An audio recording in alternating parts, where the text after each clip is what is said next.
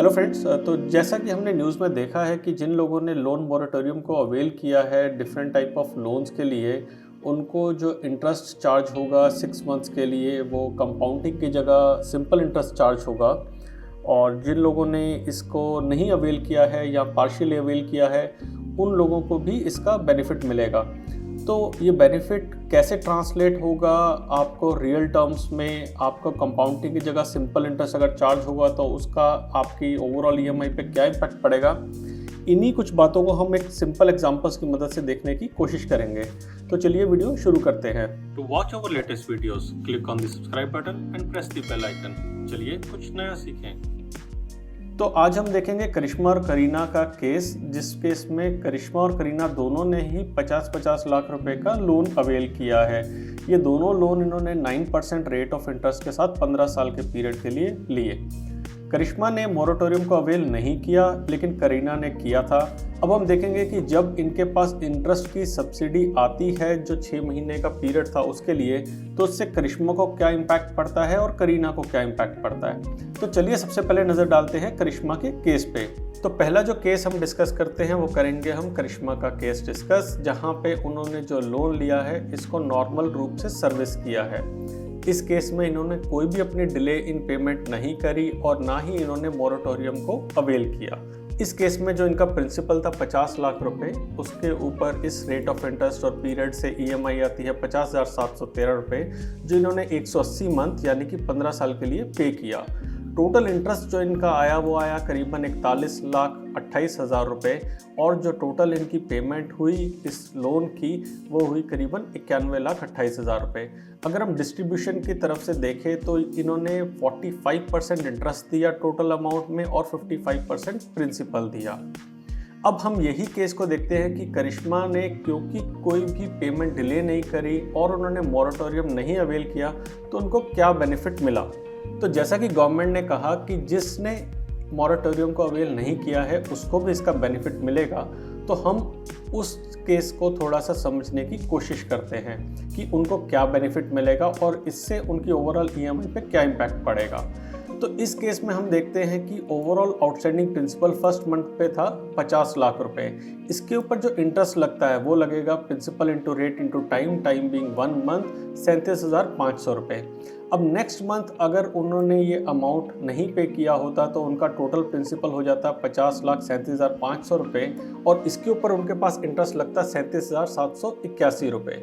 इस तरीके से बढ़ते बढ़ते ये टोटल प्रिंसिपल जो है वो इनके पास हो जाता 52,29,261 रुपये, और जो इनके पास कंपाउंड इंटरेस्ट आउटस्टैंडिंग आता इस पर्टिकुलर प्रिंसिपल के ऊपर वो आता 2,29,261 रुपये।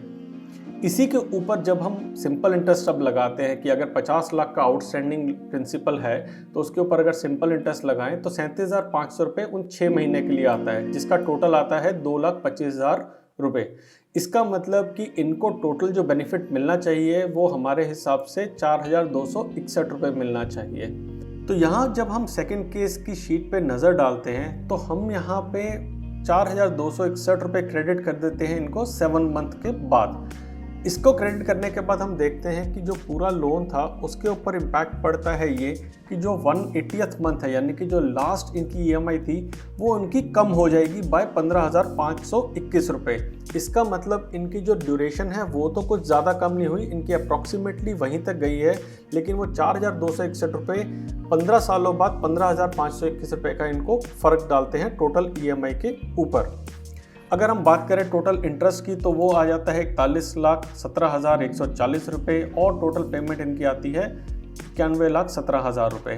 टोटल प्रिंसिपल है 55% और टोटल इंटरेस्ट भी अभी अप्रॉक्सीमेटली 45% ही है। अब हम बात करते हैं करीना की, जिन्होंने मोरेटोरियम को अवेल किया था, और देखते हैं कि उनकी सिचुएशन कैसे चेंज होती है।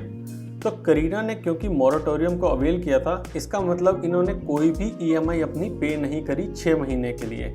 इस केस में जो हम पेमेंट है इसको चेंज कर देते हैं -50713, जो कि है उनकी ईएमआई अमाउंट। इसका मतलब उन्होंने ईएमआई अपनी पे नहीं करी है ओवरऑल। सेकंड महीने में भी इन्होंने ये पेमेंट नहीं करी, थर्ड में भी नहीं करी, और इसी को ले जाके हम 6 महीने तक ले जाते हैं।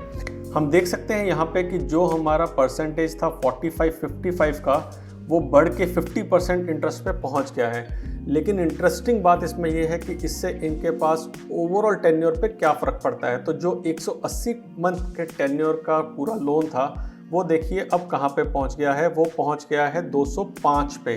तो अप्रॉक्सीमेटली 204 ईएमआई तो इनकी पूरी जाएगी और 205वीं ईएमआई के अंदर इनके पास थोड़ा पैसा बच जाएगा। इसका मतलब करीबन 24 महीने यानी कि 2 साल का इनका टेन्योर बढ़ गया है, क्योंकि इन्होंने 6 महीने के लिए कोई भी ईएमआई पे नहीं करी है। अब इसका दूसरा केस लेते हैं, वो ये कि जब करीना को मोरेटोरियम पे सिंपल इंटरेस्ट चार्ज होता है तो उनकी ईएमआईज़ पे क्या फ़र्क पड़ता है। तो इस केस में अगर हम बात करें तो इन्होंने अपना प्रिंसिपल नहीं पे किया और जो इनको इंटरेस्ट चार्ज होगा वो चार्ज होगा इनको सिंपल इंटरेस्ट के फॉर्मूले से। तो उस केस में जो पहले महीने में है वो इन्होंने प्रिंसिपल था इनका 13213 और इनका सिंपल इंटरेस्ट आता है 37,500 रुपये। सेकेंड मंथ के अंदर प्रिंसिपल है 12,932 और इंटरेस्ट रहेगा वापस 37,500 रुपये। इसी फॉर्मूले को अब हम 6 महीने के लिए लेके चलते हैं।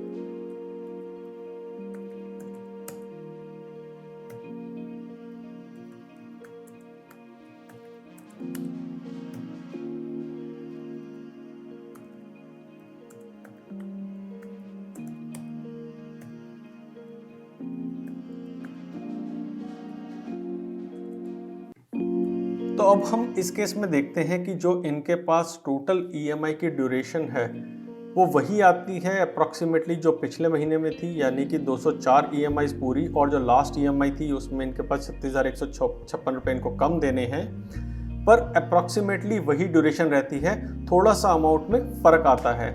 अगर हम बात करें टोटल प्रिंसिपल और टोटल इंटरेस्ट पेड की, तो प्रिंसिपल तो 50 लाख का था, इंटरेस्ट इस केस में है 50,60,016 रुपये, जो कि पिछले केस में जब इन्होंने कुछ नहीं पे किया था तो था 50,74,640 रुपये।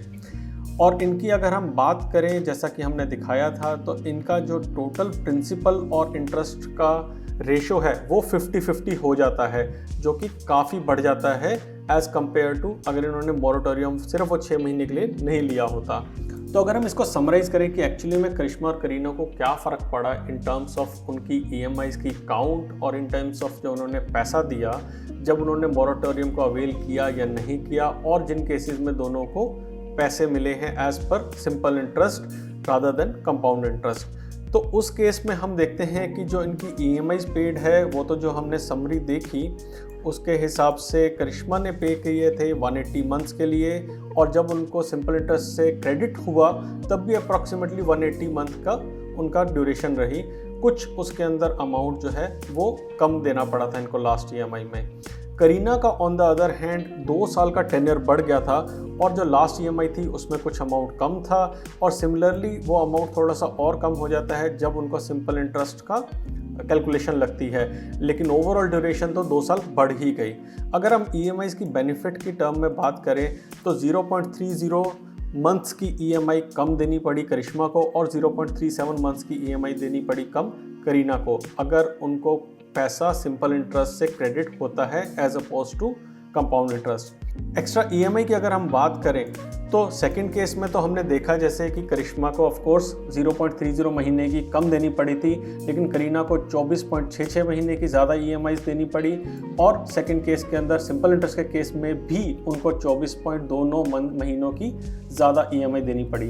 इंटरेस्ट की अगर हम बात करें तो नॉर्मल केस में इनको लग रहा था 41,28,399, जो कि कम होके हो गया 41,17,000, तो करीबन 11,000 रुपये का इनको फ़र्क पड़ा।